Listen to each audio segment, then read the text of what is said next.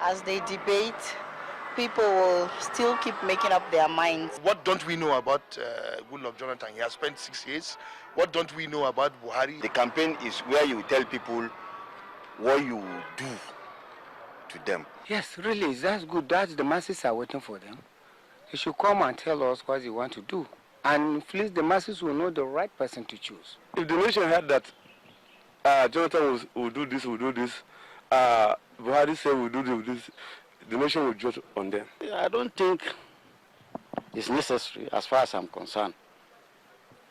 That is why there's that campaign, that forum for campaign. It's gonna give the Nigerian electorate an insight into whatever plans they have for us. Has to be one of the programs that should be organized by a neutral organization. Therefore, the credibility of the organizer is very, very paramount.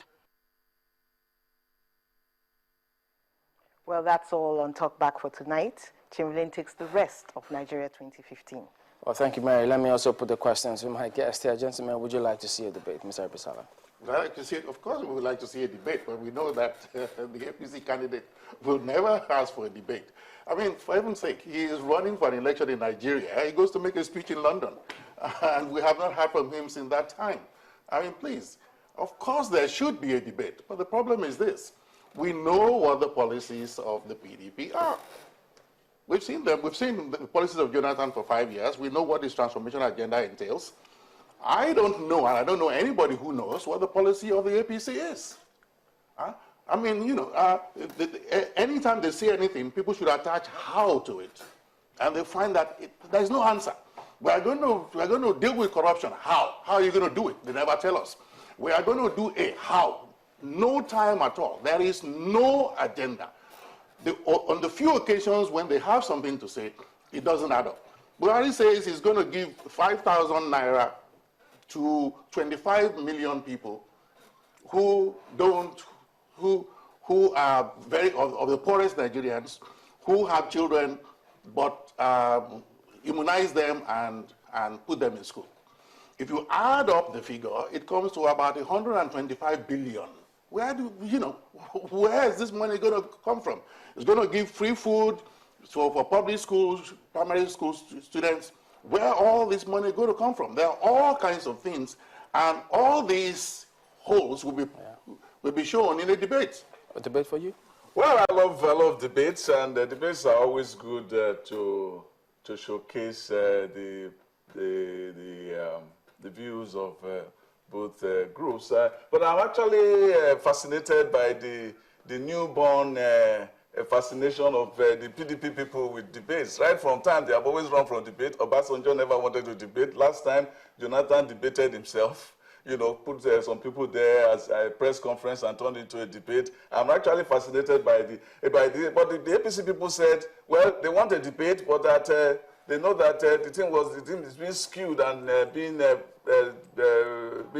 stage managed. So that's what they said. That's why they don't want it. They really want a debate if they can see that the thing is properly done. And talking about plans for people, I mean, he just contradicted himself. He said they don't have any plans, and then he mentioned the plans. If you don't know how to do the math very well and the way corruption is going, that's another thing. You know? So let's forget about that.